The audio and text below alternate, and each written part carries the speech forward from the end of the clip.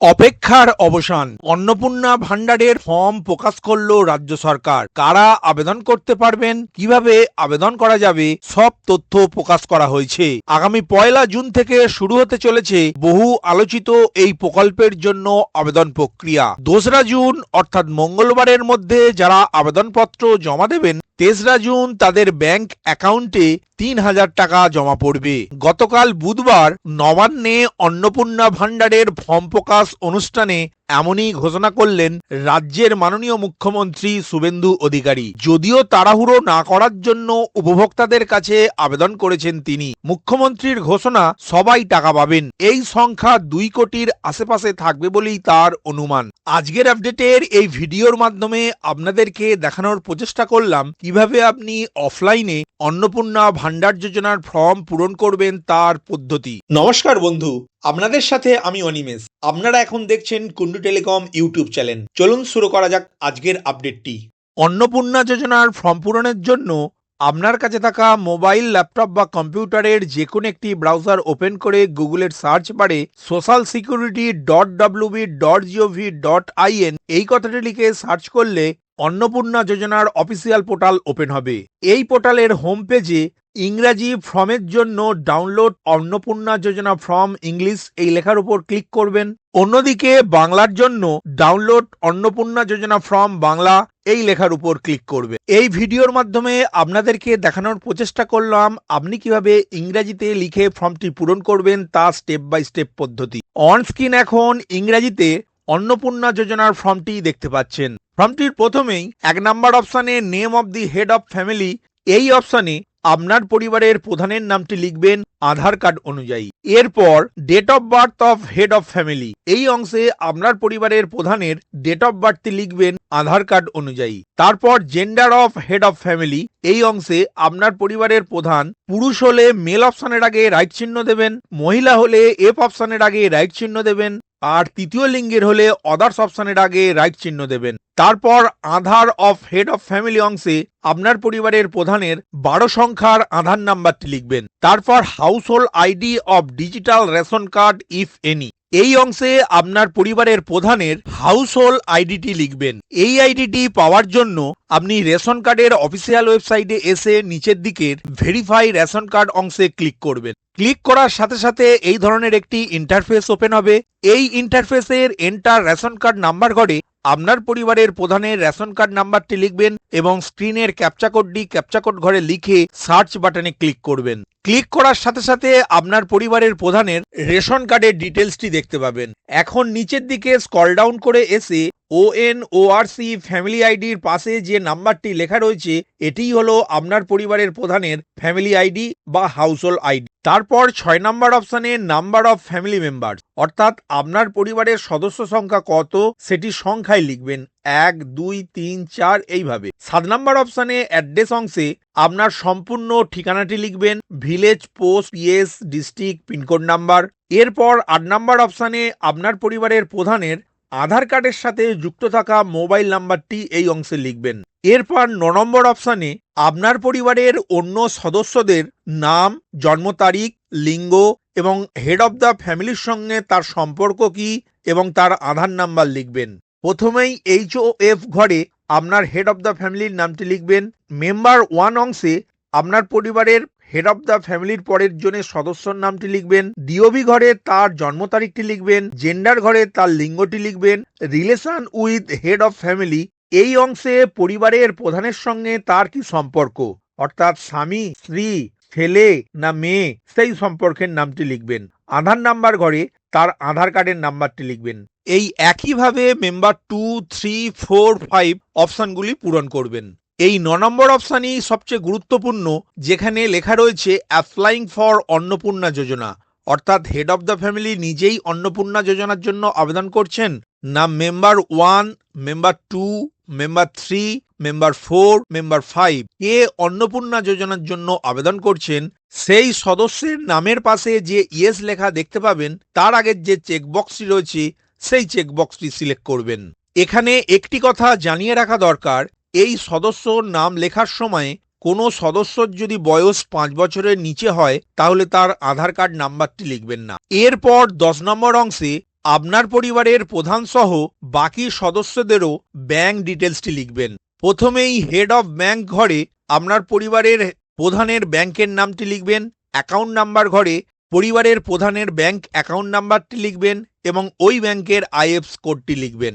এরপর member 1 bank ঘরে আপনার পরিবারের 1 নম্বর সদস্যের ব্যাংকের নামটি লিখবেন। অ্যাকাউন্ট নাম্বার ঘরে তার অ্যাকাউন্ট নাম্বারটি লিখবেন এবং আইএফএসসি কোড ঘরে ওই ব্যাংকের আইএফএসসি কোডটি লিখবেন। এখানে একটি কথা মনে রাখবেন, যে ব্যাংক অ্যাকাউন্টগুলি লিখবেন সেটি যেন ডিবিডি লিঙ্ক থাকে, অর্থাৎ ওই ব্যাংকের সঙ্গে আধার কার্ড সংযুক্ত থাকে। এরপর 11 নম্বর অংশে আপনার পরিবারের প্রতিটি সদস্যের অর্থাৎ যাদের ভোটার কার্ড রয়েছে তাদের ডিটেলসটি লিখবেন। Head of family epic number ঘরে আপনার পরিবারের প্রধানের ভোটার কার্ড নাম্বারটি লিখবেন এবং এসি অ্যান্ড পার নাম্বার ঘরে কোন বিধানসভা কেন্দ্রের অন্তর্গত সেই বিধানসভা কেন্দ্রের নামটি এবং কোন পার্টের অন্তর্গত সেই পার্ট নাম্বারটি লিখবেন। এইভাবে মেম্বার 1, মেম্বার 2, মেম্বার 3, মেম্বার 4 এবং মেম্বার 5 এই অপশনগুলি পূরণ করবেন। এরপর 12 নম্বর পয়েন্টে ক্যাটাগরি অংশে জেনারেল, এসটি, এসসি, ওবিসি আপনার ক্ষেত্রে যেটি প্রযোজ্য হবে সেই অপশনটি চুজ করবেন। তবে এখানে একটি কথা বলে রাখা দরকার, আপনি যদি এসটি, এসসি, ওবিসি বা ইডব্লিউএস বা পিভিটিজি ক্যাটাগরিভুক্ত হন তাহলে তার সাপেক্ষে একটি সার্টিফিকেট প্রদান করতে হবে। এখন বি অপশনটি এবার পূরণ করবেন, যেখানে বি অপশনের 1 নম্বর পয়েন্টে do you have a digital ration card, অর্থাৎ আপনার কি ডিজিটাল রেশন কার্ড রয়েছে। এখানে আপনার বলতে আবেদনকারীর ডিজিটাল রেশন কার্ডের কথা বলা হয়েছে। যদি আবেদনকারীর ডিজিটাল রেশন কার্ড থাকে তাহলে ইয়েস লেখার আগে চেকবক্সটিতে রাইট চিহ্ন দেবেন, আর যদি ডিজিটাল রেশন কার্ড না থাকে তাহলে নো লেখার আগে চেকবক্সটিতে রাইট চিহ্ন দেবেন। 2 নম্বর পয়েন্টে if yes indicate type of card, অর্থাৎ আবেদনকারীর যদি ডিজিটাল রেশন কার্ড থাকে সেই ডিজিটাল রেশন কার্ডটি কি ধরনের, অর্থাৎ AAY, SPHH, PHH, RKSY 1, RKSY 2 or non subsidise. আবেদনকারীর কাছে যে ধরনের রেশন কার্ড রয়েছে সেই রেশন কার্ডের নামের আগে চেকবক্সটিতে রাইট চিহ্ন দেবেন। 3 নম্বর পয়েন্টে whether family is lifting monthly ration from the ration shop, অর্থাৎ আবেদনকারী কি প্রতি মাসে রেশন দোকান থেকে রেশন তোলেন। যদি হ্যাঁ হয় তাহলে ইয়েস লেখার আগে, যদি আবেদনকারী প্রতি মাসে রেশন না তোলেন তাহলে নো লেখার আগে চেকবক্সটিতে রাইট চিহ্ন দেবেন। এরপর সি অপশনটি পূরণ করতে হবে। 1 নম্বর পয়েন্টে বলা রয়েছে house size does your house have 3 or above পাক্কা রুমস, অর্থাৎ আপনার পরিবারে 3-এর অধিক পাকা ঘর রয়েছে কিনা। যদি হ্যাঁ হয় তাহলে ইয়েস লেখার আগে রাইট চিহ্ন করবেন, আর যদি না থাকে তাহলে নো লেখার আগে রাইট চিহ্ন দেবেন। 2 নম্বর পয়েন্টে whether your family ওনস any land, অর্থাৎ আপনার পরিবারে কি জমি আছে। যদি থাকে তাহলে ইয়েস লেখার আগে রাইট চিহ্ন দেবেন এবং না থাকলে নো লেখার আগে রাইট চিহ্ন দেবেন এবং এর সাপেক্ষে অবশ্যই আপনাকে সেই জমির পর্চা দিতে হবে।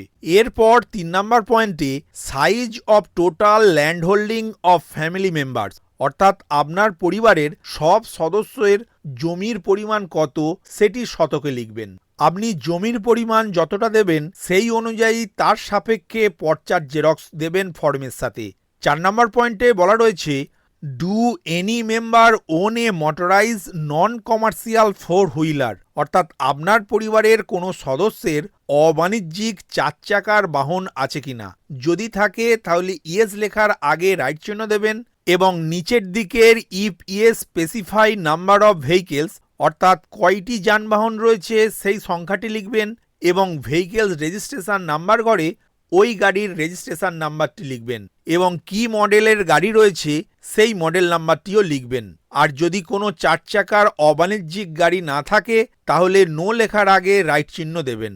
5 নম্বর পয়েন্টে রয়েছে status of health insurance coverage family member wise, অর্থাৎ আপনার পরিবারের প্রতিটি সদস্যের কোনো সরকারি বা বেসরকারি স্বাস্থ্য বীমা আছে কি নেই সেটি জিজ্ঞাসা করছে। যদি না থাকে তাহলে নো লেখার আগে রাইট চিহ্ন দেবেন, আর যদি থাকে তাহলে ইয়েস লেখার আগে রাইট চিহ্ন দেবেন। যদি থাকে স্বাস্থ্য বীমা তাহলে কার স্বাস্থ্য বীমা আছে সেই অপশানটি এখানে লিখতে হবে। হেড অফ দ্য ফ্যামিলির, না মেম্বার 1, না মেম্বার 2, না মেম্বার 3, না মেম্বার 4, না মেম্বার 5 কার স্বাস্থ্য বীমা আছে সেটি সরকারি না বেসরকারি সেই লেখার আগে রাইট চিহ্ন দেবেন। প্রিমিয়াম অংশে কত টাকা বছরে প্রিমিয়াম দেন সেই প্রিমিয়ামের সংখ্যাটি লিখবেন টাকায়, এবং সাম অ্যাসুরেড ঘরে কত টাকার স্বাস্থ্য বীমা করা রয়েছে সেই স্বাস্থ্য বীমার পরিমাণটি লিখবেন। এখানে উদাহরণস্বরূপ বলা যায়, হেড অফ দ্য ফ্যামিলির যদি স্বাস্থ্যসাথী কার্ড থেকে থাকে তাহলে গভর্নমেন্ট লেখার আগে রাইট চিহ্ন দেবেন, প্রিমিয়াম লেখার পরে শূন্য কথাটি লিখবেন এবং সাম অ্যাসুরেড ঘরে 5 লক্ষ কথাটি লিখবেন। এরপর ডি অপশানটি পূরণ করবেন, যেখানে 1 নম্বর পয়েন্টে does any member pay income tax or professional tax, অর্থাৎ আবেদনকারীর পরিবারের কোনো সদস্য কি আয়কর বা পেশাগত কর প্রদান করেন। যদি কোনো সদস্য ইনকাম ট্যাক্স বা প্রফেশনাল ট্যাক্স দেন তাহলে ইয়েস লেখার আগে রাইট চিহ্ন দেবেন, আর যদি ইনকাম ট্যাক্স বা প্রফেশনাল ট্যাক্স না দেন তাহলে নো লেখার আগে রাইট চিহ্ন দেবেন। 2 নম্বর পয়েন্টে প্যান কার্ডের ডিটেলসটি লিখবেন।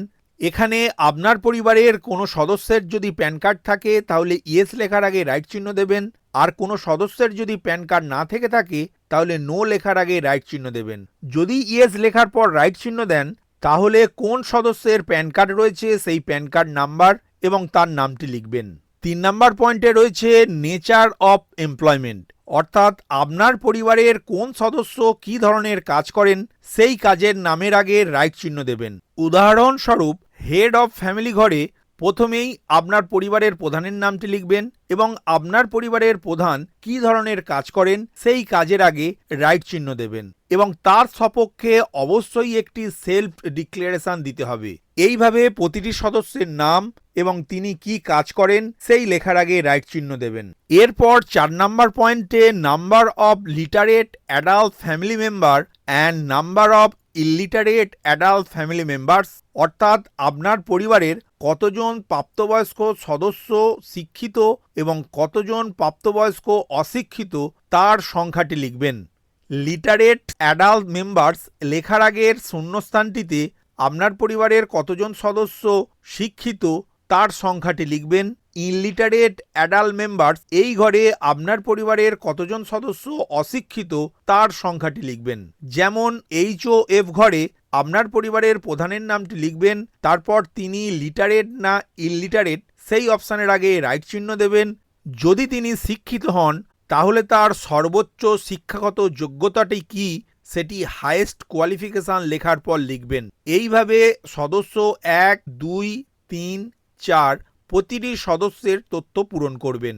এখন 5 নম্বর পয়েন্টে is any member or members A former or current holder of any constitutional post, minister, MPs, MLA, urban local bodies or panchayat local bodies, অর্থাৎ আপনার পরিবারের কোনো সদস্য কি বর্তমান বা প্রাক্তন MLA, MP বা পঞ্চায়েত স্তরের মেম্বার বা পৌরসভা স্তরের কোনো মেম্বার বা কোনো মন্ত্রী কিনা সেটি এখানে লিখবেন। যদি থাকে আপনার পরিবারের কোনো সদস্য তাহলে ইয়েস লেখার আগে রাইট চিহ্ন দেবেন, আর যদি কোনো সদস্য MLA, MP বা পৌরসভার মেম্বার বা পঞ্চায়েত স্তরের মেম্বার বা মন্ত্রী না হন তাহলে নো লেখার আগে রাইট চিহ্ন দেবেন। তারপর 6 নম্বর পয়েন্টে is any member of government pensioner, অর্থাৎ আপনার পরিবারের কোনো সদস্য কি পেনশনভুক্ত রয়েছেন। যদি কোনো সদস্য পেনশনভোগী হন তাহলে ইয়েস লেখার আগে রাইট চিহ্ন দেবেন, আর যদি কোনো সদস্য পেনশনভোগী না থাকে তাহলে নো লেখার আগে রাইট চিহ্ন দেবেন। যদি আপনার পরিবারের কোনো সদস্য পেনশন পেয়ে থাকেন তাহলে এই অংশে সেই সদস্যের নামটি লিখবেন এবং সেই সাথে ওই সদস্যের পেনশন স্লিপটি আবেদনপত্রের সঙ্গে অ্যাটাচ করবেন। এরপর 7 নম্বর অংশে is any member register under GST, অর্থাৎ আপনার পরিবারের কোনো সদস্যের কি GST নাম্বার রয়েছে। যদি কোনো সদস্যের GST নাম্বার থাকে তাহলে ইয়েস লেখার আগে রাইট চিহ্ন দেবেন, আর যদি কোনো GST নাম্বার না থাকে তাহলে নো লেখার আগে রাইট চিহ্ন দেবেন। যদি আপনার পরিবারে কোনো GST নাম্বার থাকে তাহলে এই অংশে GST নাম্বারটি লিখবেন। 8 নম্বর পয়েন্টে টোটাল অ্যানুয়াল ফ্যামিলি ইনকাম ঘরে আপনার পরিবারের প্রতিটি সদস্য মিলিয়ে কত টাকা বাৎসরিক আয় করেন সেই সংখ্যাটি লিখবেন। এর সাপেক্ষে একটি আপনাকে পঞ্চায়েত স্তর থেকে বা পৌরসভা স্তর থেকে ইনকাম সার্টিফিকেট সাবমিট করতে হবে। এরপর আদার্স আইডেন্টিটি ডকুমেন্টস অংশে 1 নম্বর পয়েন্টে CAA অ্যাপ্লিকেশন স্ট্যাটাস, অর্থাৎ আপনার পরিবারের প্রধান বা অন্য সদস্যরা কি সিএএ অর্থাৎ সিটিজেনশিপ অ্যামেন্ডমেন্ট অ্যাক্ট বা নাগরিকত্ব সংশোধন আইনে আবেদন করেছেন? এই প্রশ্নটি রাখা হয়েছে। আপনার পরিবার যদি সিএএ তে অ্যাপ্লিকেশন করে থাকেন তাহলে অ্যাপ্লাইড লেখার আগে রাইট চিহ্ন দেবেন এবং অ্যাপ্লিকেশন নাম্বারটি লিখবেন, এবং সার্টিফিকেট যদি ইস্যু হয়ে থাকে তাহলে ইস্যুড লেখার আগে রাইট চিহ্ন দেবেন এবং তার সার্টিফিকেট নাম্বারটি লিখবেন। প্রসঙ্গত এখানে বলে রাখা দরকার, আপনার পরিবার যদি সিএএ তে অ্যাপ্লিকেশন বা আবেদন নাও করে থাকেন তাহলেও এই অপশানে নট অ্যাপ্লিকেবল এই লেখার আগে রাইট চিহ্ন দেবেন এবং হেড অফ দি ফ্যামিলি ঘরে আপনার পরিবারের প্রধানের নামটি লিখবেন এবং মেম্বার 1, 2, 3, 4, 5 এই ঘরে আপনার পরিবারের সদস্যের নামগুলি লিখবেন এবং নট অ্যাপ্লিকেবল এই লেখার আগে রাইট চিহ্ন দেবেন। এরপর 2 নম্বর পয়েন্টে অর্ডার্স লাইক কেসিসি, এআরডি, আসিস্টিয়ান ক্রেডিট কার্ড বা এমজিসিসি বা স্টুডেন্ট ক্রেডিট কার্ড, অর্থাৎ আপনার পরিবারের কোনো সদস্যের যদি কিষাণ ক্রেডিট কার্ড বা স্টুডেন্ট ক্রেডিট কার্ড বা অ্যাসিস্ট্যান্ট ক্রেডিট কার্ড বা মৎস্যজীবী ক্রেডিট কার্ড থেকে থাকে তাহলে তার ডিটেলসটি এখানে লিখতে হবে, আর যদি না থাকে তাহলে এই অপশনটি ছাড় দিয়ে রাখবেন। 3 নম্বর পয়েন্টে if deleted in SIR 2026 whether case pending in tribunal, অর্থাৎ আপনার পরিবারের প্রধান সহ অন্য সদস্যদের নাম কি 2026 সালের এসআইআর এ বাদ গিয়েছে এবং ট্রাইব্যুনালে সেটি পেন্ডিং রয়েছে, তার ডিটেলসটি লিখবেন। প্রথমেই হেড অফ দি ফ্যামিলি এবং মেম্বার 1, 2, 3, 4, 5 প্রতিটি সদস্যের নাম লিখবেন। এরপর আপনার পরিবারের প্রধান সহ অন্য সদস্যদের নাম যদি বা নামে কোনো হিয়ারিং নোটিশ না এসে থাকে তাহলে নট অ্যাপ্লিকেবল এই লেখার আগে রাইট চিহ্ন দেবেন। যদি আপনার পরিবারের প্রধান বা অন্য সদস্যদের নাম ট্রাইব্যুনালে এসেছিল কিন্তু নাম ডিলিট হয়নি, পুনরায় ফেরত এসেছে, তাহলে নো লেখার আগে রাইট চিহ্ন দেবেন। অন্যদিকে আপনার পরিবারের কোনো সদস্যের নাম যদি এসআইআর 2026 তালিকা থেকে বাদ গিয়ে থাকে এবং ট্রাইব্যুনালে পেন্ডিং রয়েছে তাহলে ইয়েস লেখার আগে রাইট চিহ্ন দেবেন এবং ইফ ইয়েস কেস ডিটেলস এই অংশে ট্রাইব্যুনালে আবেদন করার অনলাইন অ্যাপ্লিকেশন নাম্বারটি লিখবেন। এরপর সোশ্যাল স্ট্যাটাস অ্যান্ড ডিপেন্ডেন্স অংশটি পূরণ করবেন। 1 নম্বর পয়েন্টে details of all children in the family attending school, অর্থাৎ আপনার পরিবারের যেসব সদস্য এখন স্কুলে পড়াশোনা করছেন তার ডিটেলসটি লিখবেন। নেম অফ দি চাইল্ড 1 ঘরে শিশুর নামটি লিখবেন। গ্রেড অংশে ওই শিশুটি কোন শ্রেণীতে পড়াশোনা করছে সেই শ্রেণী বা ক্লাসের নামটি লিখবেন। স্কুল নেম ঘরে ওই শিশুটির বিদ্যালয়ের নামটি লিখবেন এবং এই বিদ্যালয়টি কি ধরনের স্কুল বা বিদ্যালয় সেই লেখার আগে রাইট চিহ্ন দেবেন। গভর্নমেন্ট না গভর্নমেন্ট অ্যাডেড না স্পন্সর স্কুল, প্রাইভেট স্কুল না রেকগনাইজ মাদ্রাসা না আদার্স মাদ্রাসা বা আলাদা প্রাইভেট স্কুল সেটি লিখবেন। এরপর 2 নম্বর পয়েন্টে চিলড্রেন্স ভ্যাকসিনেশন স্ট্যাটাস, অর্থাৎ শিশুর টিকার ডিটেলসটি লিখতে হবে। যদি আপনার শিশু যদি টিকা নিয়ে থাকে তাহলে ইয়েস লেখার আগে রাইট চিহ্ন দেবেন এবং ডান দিকের বক্সটিতে শিশুর মায়ের জননী সুরক্ষা কার্ড দেখে শিশুর আইডি নাম্বারটি লিখবেন। এরপর জি অপশানে বেনিফিটস আন্ডার গভর্নমেন্ট স্কিম, অর্থাৎ সরকারি কোনো স্কিম বা প্রকল্প থেকে সুবিধা পান কিনা তার ডিটেলসটি এখানে লিখবেন। আপনার পরিবারের প্রধান কোনো সুবিধা পান না অন্য কোনো সদস্য সুবিধা পান, যদি সুবিধা পেয়ে থাকেন তাহলে ইয়েস লেখার আগে রাইট চিহ্ন দেবেন এবং কোন প্রকল্পের থেকে সুবিধা পান সেটি স্কিম লেখার নিচে 1 নম্বর পয়েন্টে সেই স্কিমের নামটি লিখবেন। এইভাবে প্রতিটি সদস্যের তথ্যটি পূরণ করবেন। এরপর 2 নম্বর অংশটি সম্পূর্ণরূপে যে অফিসার আপনার ফর্মটি ভেরিফাই করবে তার জন্য। তো বন্ধুরা, আশা করছি আজকের ভিডিওর মাধ্যমে আপনাদেরকে বোঝাতে পারলাম আপনি কিভাবে অফলাইনে অন্নপূর্ণা ভান্ডার যোজনার ফর্ম পূরণ করবেন তার প্রতিটি পদ্ধতি। ভিডিওটি প্রথম থেকে শেষ পর্যন্ত দেখার জন্য ধন্যবাদ। এই ইনফরমেটিভ আজকের আপডেটটি আপনার বন্ধু ও পরিচিতদের জানাতে বেশি বেশি করে শেয়ার করবেন আর অবশ্যই কমেন্ট করবেন ভিডিও সম্বন্ধে আপনার কোনো ডাউট বা জিজ্ঞাসা থাকলে এবং আপনার কোনো মতামত জানাবেন। ভালো থাকবেন, সুস্থ থাকবেন।